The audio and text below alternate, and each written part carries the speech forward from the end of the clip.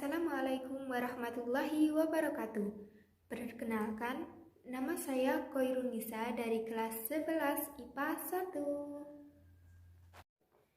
1. Di sini, saya akan mengulas sedikit mengenai gangguan yang biasanya dialami oleh para wanita.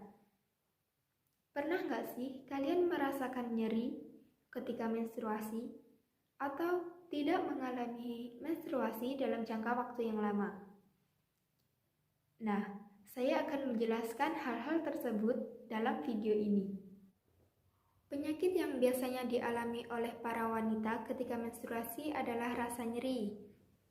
Nah, dalam dunia medis, hal ini disebut dengan dysmenorrhea.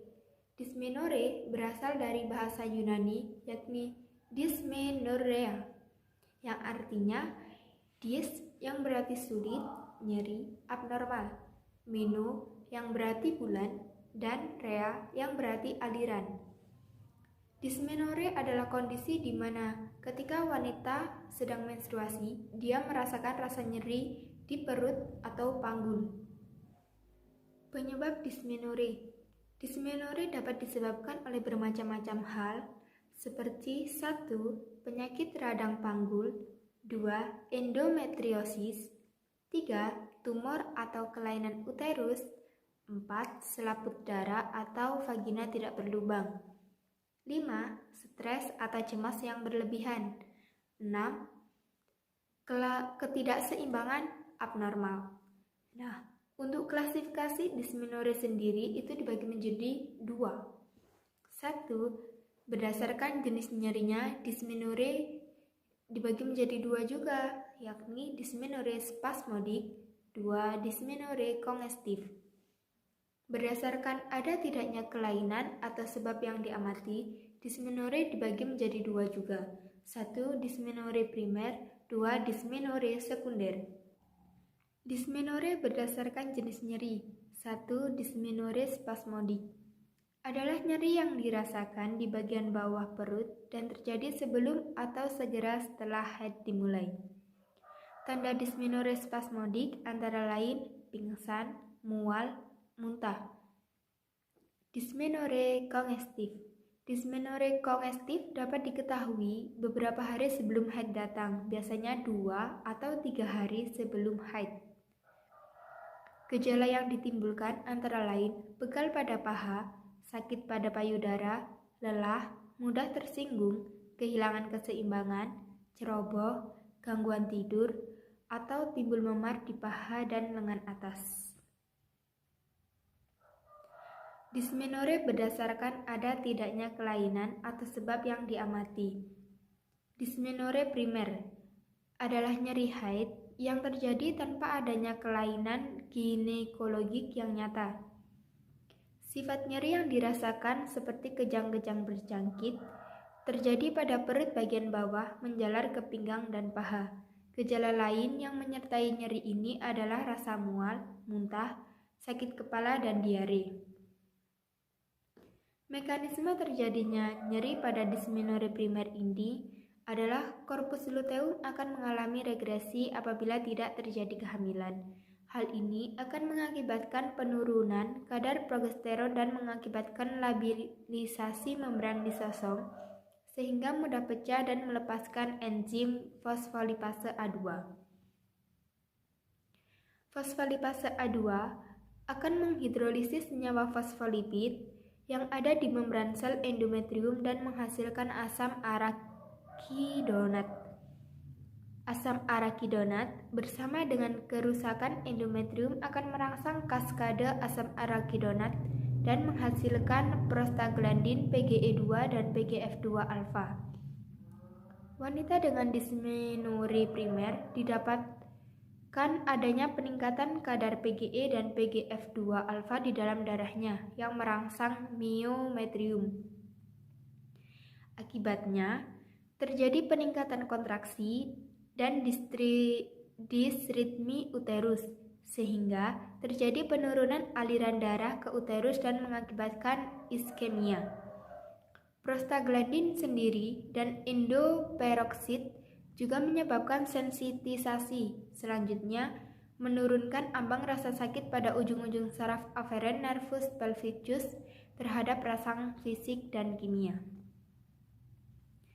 Faktor yang menyebabkan dysmenorrhea primer antara lain faktor kejiwaan, faktor konstitusi, faktor obstruksi kanalis cervicalis, faktor endokrin, faktor alergi, faktor neurologis, vasopressin, dan leukotren.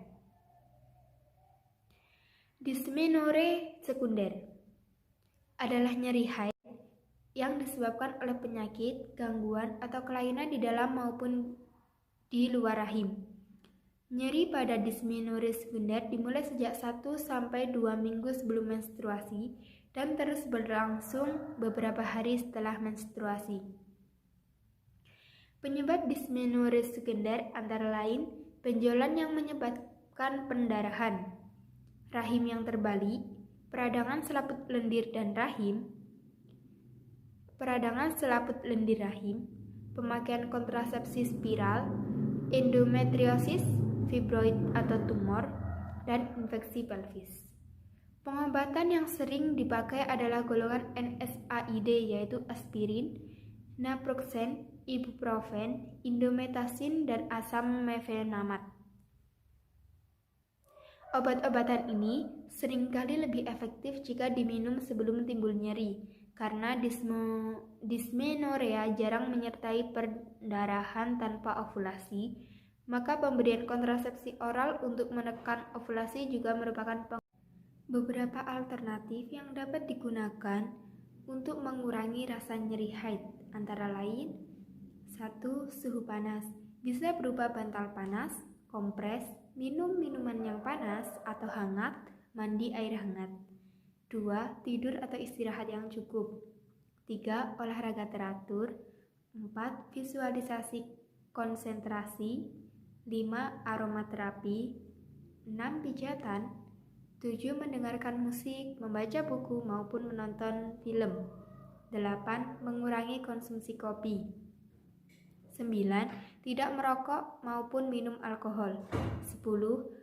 Mengurangi konsumsi garam dan memperbanyak minum air putih. 11. Mengonsumsi makanan tinggi kalsium. 12. Memperbanyak konsumsi buah dan sayuran. 13. Meminum tumbuhan obat, yakni daun sadewa, mawar, teki, dan sebagainya. Nah, untuk gangguan yang kedua yakni tidak mengalami haid dalam jangka waktu yang lama. Dalam dunia medis itu disebut dengan amenorrhea. Adalah kondisi di mana seorang wanita tidak mengalami menstruasi, meskipun berdasarkan periode menstruasi seharusnya wanita tersebut mengalami menstruasi. Ada 2 jenis amenorrhea, 1 amenorrhea primer dan 2 amenorrhea sekunder. Amenorrhea primer tidak mengacu pada periode menstruasi pada usia 16 tahun. Amenorrhea sekunder terjadi bila sebelumnya tidak menstruasi, tetapi kemudian berhenti setelah beberapa periode. Jika wanita secara seksual aktif dan sehat, kehamilan adalah alasan yang paling mungkin terlambat haid. Tapi jika tidak, perlu segera mendapatkan perawatan atau konsultasi dengan dokter atau ahlinya. Penyebab amenorrhea sekunder: 1. Kehamilan. 2. Kontrasepsi. 3. Menyusui. 4. Stres. 5. Obat-obatan.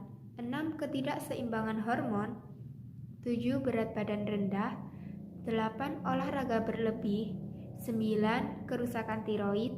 10. Masalah di jaringan rahim. Dan 11. Ketidakcukupan ovarium primer.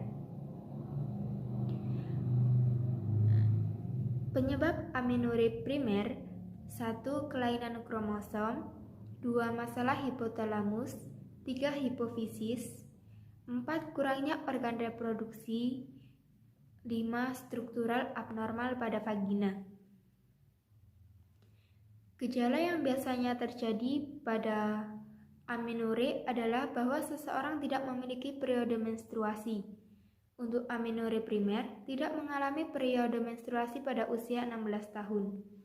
Untuk amenorrhea sekunder, yakni tidak mengalami menstruasi selama 3-6 bulan atau lebih.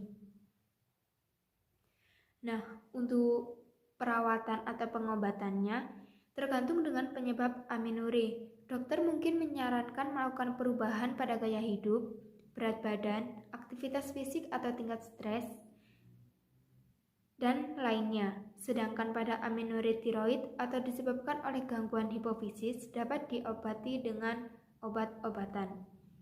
Nah, untuk teman-teman yang biasanya tidak mengalami menstruasi dalam jangka waktu yang lama, perhatikan pola hidup kalian. Mungkin kalian terlalu lama dalam berolahraga atau melakukan olahraga yang melebihi kemampuan fisik kalian. Bagi wanita, olahraga yang terlalu berat itu dapat merusak organ tubuh kita. Nah, maka dari itu, lakukan olahraga secukupnya dan jaga kebersihan vagina supaya kita tidak terjangkit oleh penyakit-penyakit yang dapat mengganggu kesehatan.